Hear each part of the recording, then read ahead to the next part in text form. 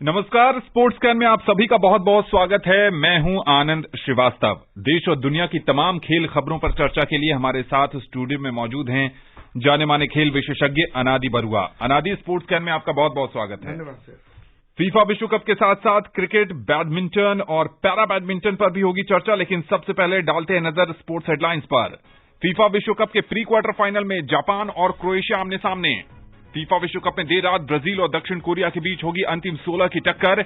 England ने पाकिस्तान को पहले टेस्ट मैच में 74 रन से हराया और भारतीय पैरा बैडमिंटन खिलाड़ियों ने पेरू बैडमिंटन टूर्नामेंट में जीते 6 स्वर्ण पदक।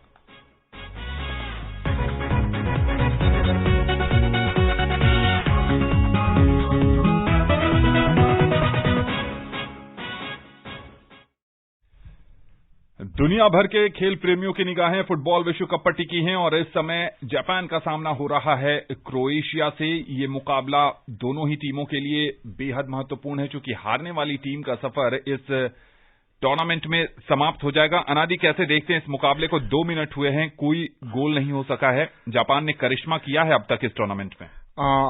आनंद जी, बहुत ही अच्छी बात कही, क्योंकि जापान एक लास्ट वर्ल्ड कप की बात करता हूं। लास्ट वर्ल्ड कप में बेल्जियम से 2 गोल से जीत रही थी और लास्ट जो स्टॉपेज टाइम था उसमें 2 गोल मारे बेल्जियम ने, मैच ड्रॉ हुआ। जापान को कम आंकना बड़ा मुश्किल है।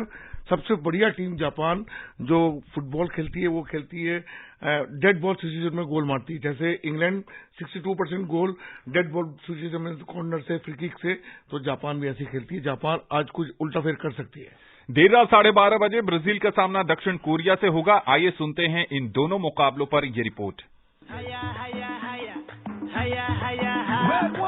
Japan emerged as the topper, overwhelming 2 of the biggest teams in the tournament, Germany and Spain. Croatia had goalless draws against Belgium and Morocco, which eventually helped them a lot when they defeated Canada 4-1. Japan won't be lacking in confidence. Its outstanding defensive effort was instrumental in defeating Spain, and similar strategies may be employed against Croatia as well. In that game, they were able to take advantage of the limited opportunities they created, but this one could require extra time and even penalties. For Japan, Ritsu Doan will be the key player. He was impressive against Spain and Germany in group matches. In the current World Cup, he has scored 2 goals so far. Besides, Takefusa Kubo will be able to play today's match. For Croatia, Mateo Kovacic is the player to watch out for his exceptional ball control. The midfielder has the ability to both attack and defend. He will be looking to take advantage of the cracks in Japan's defense. In late night match, South Korea will aim to pull off yet another shock when they take on 5-time champions Brazil. Last 16 showdown at Stadium 974. Slow starts have been a theme for the 5-time champions at the Qatar tournament so far, and they have now gone 5 World Cup matches without scoring in the first half, which will need to be rectified if they wish to hang on to their favourite stag a little while longer. There is little doubt who will emerge victorious from this duel, with all due respect to South Korea. And true that, Brazil did lose to Cameroon in the last round of group stages, but they played their reserve team and were already in the next stage, so they didn't have a real motive. When they did have a motive, they were pretty dominant in their matches against Serbia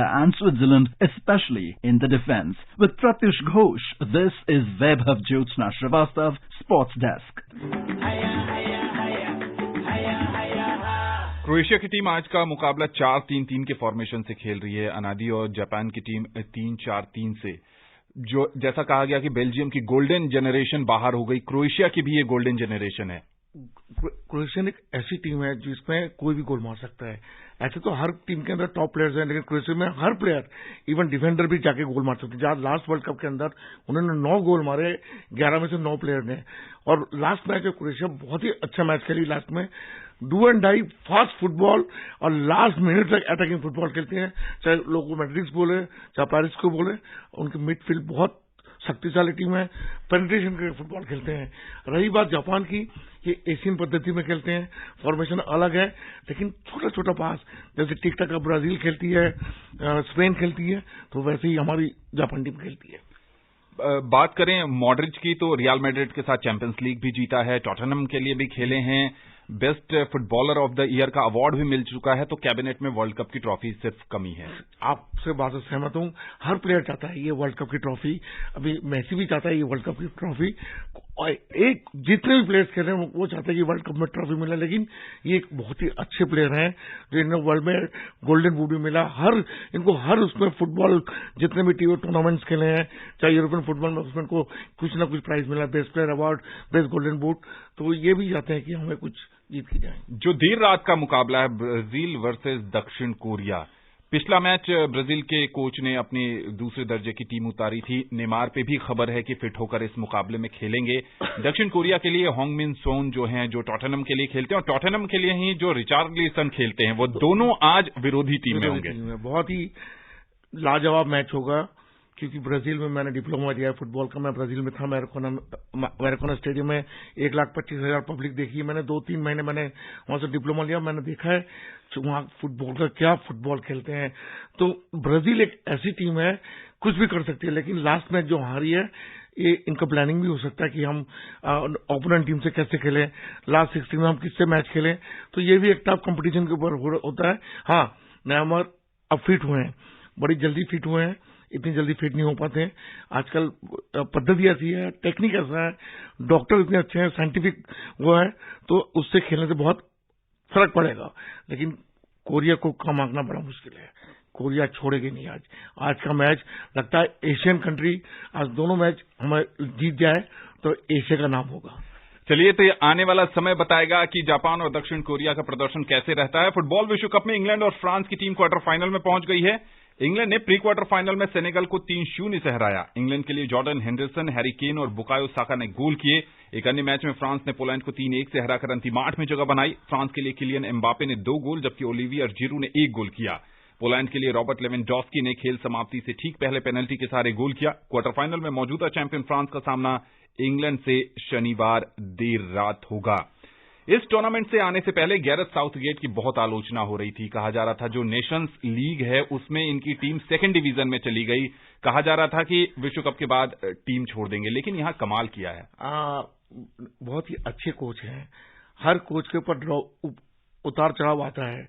रही बात captain, जो England team का captain है, इस बार इतना अच्छा performance नहीं कर रहे हैं, गोल मारने का सक्षम नहीं है, लेकिन टीम बहुत संतुलित है। कल पहला गोल किया है उन्होंने इस विश्व कप में। हाँ, तो गोल ज्यादा से ज्यादा होने चाहिए, लेकिन गोल कम हो रहे हैं। और ये एक अच्छे कोच है, अनुभवी कोच है, ये तो चलता रहता है, कभी अच्छा कभी खराब। बुकायो साका, अनादि आपको याद होगा, यूएफा यूरो कप में पेनल्टी मिस की थी, रेसिज्म के कारण काफी दबाव झेलना पड़ा था। इस वर्ल्ड कप में फैंटास्टिक खेल रहे हैं। हाँ, होता है, आपकी बात से बहुत सहमत हूं।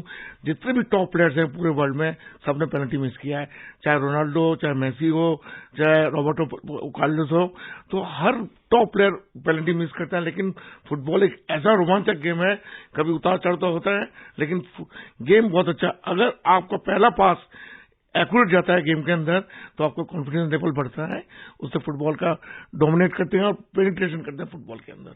किलियन एम्बापे ने भी यूरो कप में पेनल्टी मिस की थी, लेकिन इस बार लग रहा है कि दोबारा फ्रांस को चैंपियन बनाने की जिद पे आए हैं। हाँ, क्वार्टर फाइनल तक पहुंचा ही दिया है और बहुत अच्छे गोल किए हैं, अभी तक 5 गोल कर चुके हैं। लेकिन पासेस बहुत अच्छे देते हैं और उनकी जो पद्धति है, उस आराम से खेलते हैं, एकदम तेज जो बॉल के साथ भागते हैं, with ball is outstanding.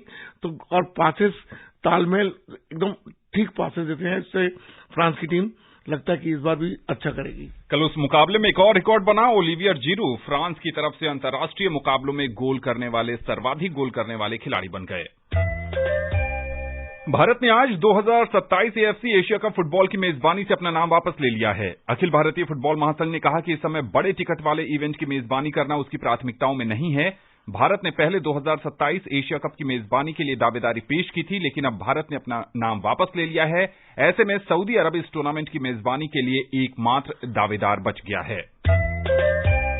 Football के बाद क्रिकेट की बात करें तो इंग्लैंड ने पाकिस्तान के साथ 3 टेस्ट मैचों की श्रृंखला का पहला मुकाबला 74 रन से जीत लिया है। साथ ही 17 साल बाद पाकिस्तान दौरे पर गई इंग्लिश टीम ने श्रृंखला में 1-0 की बढ़त भी हासिल कर ली है। इस जीत में इंग्लैंड के तेज गेंदबाजों ने अहम भूमिका निभाई। जेम्स एंडरसन और ओली रॉबिन्सन ने दूसरी पारी में 4-4 विकेट लिए।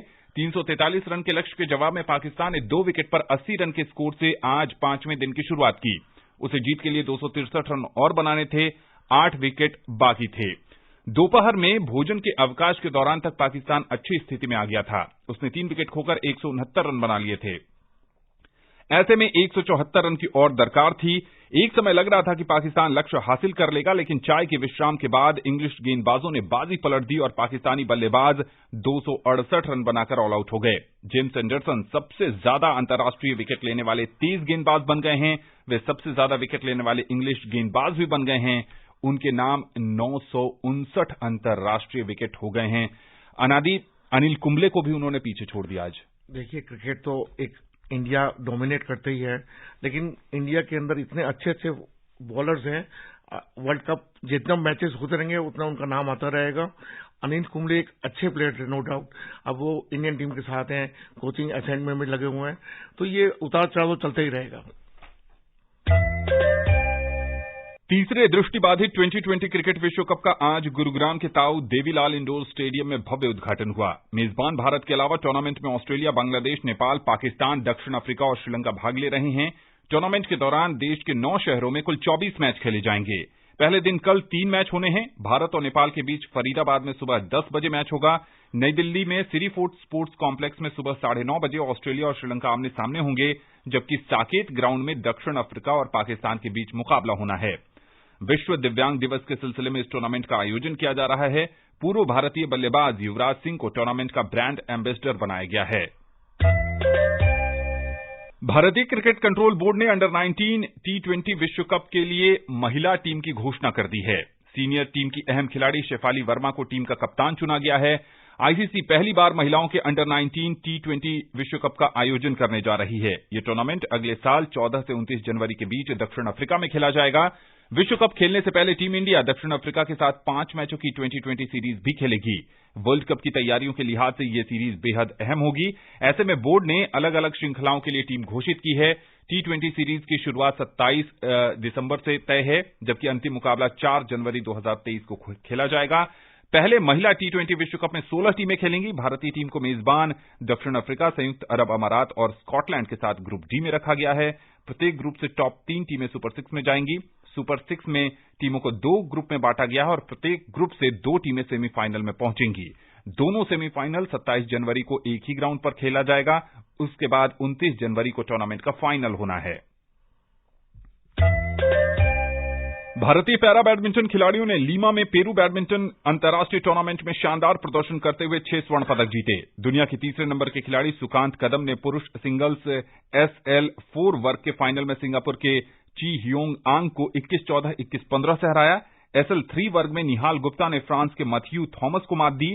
महिला सिंगल्स में नित्याश्री सुमति सिवन ने SH6 में पेरू की गुइलियाना पेवेदा फिलोरोक्स को हराकर स्वर्ण पदक जीता। मनदीप कौर ने SL3 वर्ग में यूक्रेन की ओक्साना कोजीना को शिकस्त दी। निहाल और ब्रोनो जोहान की पुरुष डबल्स जोड़ी भी स्वर्ण पदक जीतने में कामयाब रही। पारुल परमार और वैशाली नीलेश पटेल की महिला डबल्स जोड़ी ने भी अपनी स्पर्धा में स्वर्ण पदक जीता। उन्नति हुडा ने एशियन जूनियर बैडमिंटन चैंपियनशिप में अंडर 17 श्रेणी का रजत पदक जीत लिया है। वो ऐसा करने वाली भारत की पहली बैडमिंटन खिलाड़ी हैं। उन्हें फाइनल में थाईलैंड की सारूनाक विदित्सरन से हार का सामना करना पड़ा। लड़कों के डबल्स में अर्श और संस्कार की जोड़ी को भी सिल्वर मेडल से ही संतोष करना पड़ा।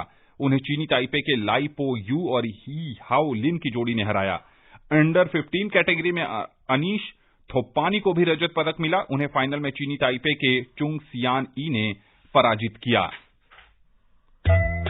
और चलते चलते हम अपने श्रोताओं को बता दें कि ओडिशा के मुख्यमंत्री नवीन पटनायक ने आज हॉकी इंडिया के अध्यक्ष दिलीप तिर्की को ट्रॉफी सौंपने के साथ भुवनेश्वर में FIH ओडिशा हॉकी विश्व कप 2023 की ट्रॉफी के दौरे की शुरुआत की। ट्रॉफी 25 दिसंबर को ओडिशा लौटने से पहले 13 राज्यों और 1 केंद्र शासित प्रदेश की यात्रा करेगी।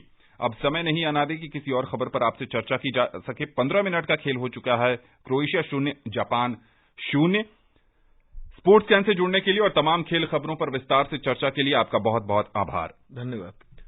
स्पोर्ट्स कैन का आज का कार्यक्रम यहीं समाप्त होता है। पूरी टीम को दीजिए अनुमति। कल आपसे होगी फिर मुलाकात। तब तक के लिए नमस्कार।